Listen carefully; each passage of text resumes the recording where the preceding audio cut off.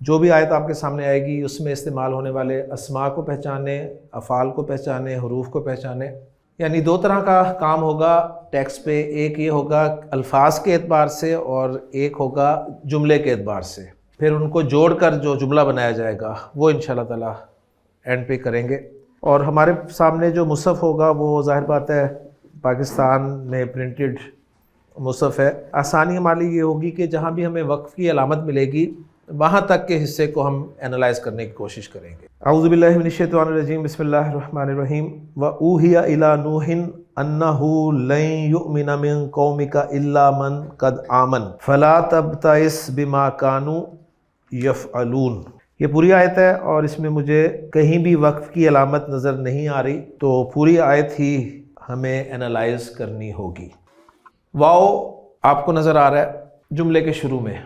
Grammatically وہ واو جو کسی بھی نئے جملے کے شروع میں آتا ہے، کسی بھی نئے جملے کے شروع میں آنے والا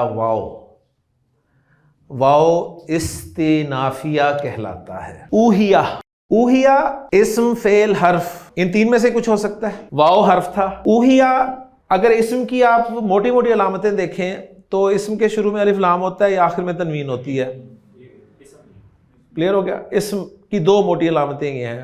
اسم مضاف بن رہا ہوتا ہے، ایک علامت یہ بھی ذکر کی جاتی ہے۔ میں نے جب آپ کے سامنے لفظ رکھ دیا ہے تو یہ اسم نہیں ہے، یہ ہے فعل۔ فعل ماضی ہے یا مضارع، اس کو آپ نے چیک کر کے بتانا ہے کہ ماضی کا صیغہ اور مضارع کا صیغہ اس کو آپ کیسے پہچانتے ہیں۔ ماضی کا پہلے صیغے پہ اگر ہم بات کریں تو اس کے آخری حرف پہ زبر ہوتی ہے، اور مضارع کے پہلے صیغے کے آخری حرف پر پیش ہوتی ہے، تو یہیں سے پتہ چل جائے گا آپ کو کہ یہ مضارع نہیں ہے، تو یہ فعل ماضی کا ہی صیغہ ہے۔ آپ نے آخری حرف کی زبر دیکھ کے پہچانا کہ فعل ماضی کا صیغہ ہے۔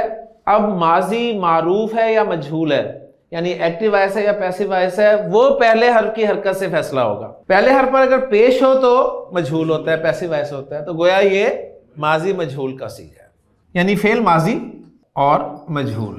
اب اس کے مادے اور باب پر اگر ہم بات کریں تو آپ کو 1 2 3 4 حروف نظر آ رہے ہیں، تو جو ثلاثی مجرد ابواب ہیں ان میں پہلے صیغے میں 3 حروف ہی ہوتے ہیں۔ ہاں مزید فی کی طرف جب جاتے ہیں تو حروف بڑھنے شروع ہو جاتے ہیں، اس میں کچھ زائد حروف شروع ہو جاتے ہیں۔ باب افعال، باب تفعیل، باب مفعلہ میں ایک ایک حرف زائد ہوتا ہے۔ تینوں میں چیک کر لیتے ہیں۔ تفعیل کی پہچان ہوتی ہے شد ہے ہی نہیں۔ مفعلہ کی پہچان ہے کہ فا اور عین کلمہ کے درمیان میں الف ہوتا ہے، وہ نہیں ہے۔ تو ایک زائد حرف والا اگر دیکھا جائے تو وہ پھر باب فعال ہی بچتا ہے، لہٰذا یہ باب فعال والا حمزہ ہے۔ اگر یہ آپ نے باب فعال والا حمزہ پہچان لیا تو باقی اس کے روٹ لیٹرز نکل آئے۔ تو واو، ہا اور یا 3 روٹ لیٹرز ہیں جی۔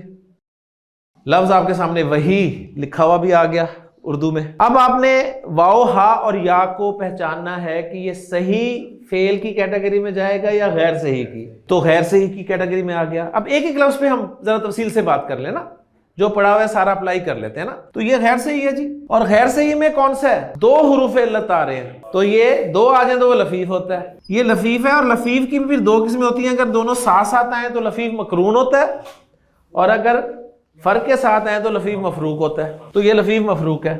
باب ہم نے اس کا ڈیسائیڈ کر لیا کہ باب فعال ہے۔ باب فعال میں آپ نے واو، ہا اور یا کو ڈالنا ہے۔ ڈالیں جی، اس کے لیے باب فعال کا آپ کو ماضی اور مضارع کا پہلا صیغہ معلوم ہونا چاہیے۔ وہ کیا ہے جی؟ افعل یفعل، اوحیا یوحیو، اور مصدر اس کا بنے گا ابہاین۔ لفیف مفروق جو ہوتا ہے یہ مثال اور ناقص کا مجموعہ ہوتا ہے، آپ کو پتہ ہے، اور مثال کے قاعدے صرف ثلاثی مجرد میں حذف والے بابوں سے منسلک ہیں۔ مثال کا قاعدہ کوئی اپلائی نہیں ہوگا، ناقص کا قاعدہ اپلائی ہوگا، اور ناقص کا قاعدہ جب اپلائی ہوگا حرف علت پہ حرکت ہے، پیچھے زبر ہے، تو یہ بن جائے گا جی اوہا، یا پر پیش، پیچھے زیر، یا ساکن، یوہی، اوہا یوہی، اور جب یہاں پر اپلائی کریں گے تو یہ بن جائے گا جی ای ہا ان۔ فعل ناقص میں جب بھی الف کے بعد یا واو آتی ہے اس کو حمزہ میں بدل دیتے ہیں، تو یہ میں نے حمزہ میں بدل کے لکھ دیا۔ اب یہ جو اوہا یوہی ای ہا ان بنا ہے، اس کے معنی کیا ہیں؟ ڈکشنری آپ کھولیں گے، آپ کو واو، ہا، یا کے تحت ملے گا باب فعال میں اوہا یوہی ای ہا ان، اس کے معنی لکھے ہیں پوشیدہ پیغام بھیجنا، الہام کرنا، یہ اس کے معنی لکھے گئے ہیں، اور مزید ڈیٹیل بھی دی گئی ہے اس ڈکشنری میں کہ یہ واو ہا اور یا باب ضربہ یضربو سے بھی استعمال ہوتا ہے، اور اس وقت بھی اس کے یہی معنی ہوتے ہیں۔ اب آپ اوہا کے معنی کریں گے اس نے وحی کی، لفظی ترجمہ ہم کر لیتے ہیں نا، اس نے وحی کی، لیکن یہ مجہول ہے۔ اچھا مجہول کیسے بنے گا؟ مجہول معروف سے بنتا ہے، آپ کو پتہ ہے کیا کرتے ہیں؟ فعل معروف سے مجہول بنانے کا فارمولہ اگر آپ کو یاد ہو، ہم نے کہا تھا کہ جی آخری حرف کو چھیڑنا نہیں ہے، آخری کو چھیڑنا نہیں ہے، پچھلے کو چھوڑنا نہیں ہے، اسے زیر لگانی ہے، اور باقی جو حرکت والے حروف ہیں ان کو پیش دے دینی ہے، تو اوہیا ہمارا بن گیا۔ اب اوہیا کا ترجمہ ہوگا وہ وحی کیا گیا۔ اب اس میں جو نائب فاعل ہے وہ ہوا کی ضمیر ہے، ظاہر بات ہے، اس کو وحی کیا گیا، لفظی ترجمہ یہ ہوگا نا، اس کو وحی کیا گیا۔ آگے الفاظ آ رہے ہیں الا نوحن، جار مجرور کا مجموعہ، الا حرف جر ہے، نوحن مجرور ہے، اور کنفرم ہو گیا کہ ہم نے کہا تھا کہ جو 6 نبیوں کے علاوہ باقی تمام نبیوں کے نام غیر منصرف ہوتے ہیں، ان 6 میں نوح علیہ السلام کا نام بھی شامل تھا، تو نوحن نوحن نوحن، تو الا نوحن نوح علیہ السلام کی طرف، اور اس کو وحی کیا گیا نوح علیہ السلام کی طرف، یہ میں لفظی ترجمہ کر رہا ہوں، ابھی یہ نہیں پتا چلا کہ کیا وحی کیا گیا نوح علیہ السلام کی طرف۔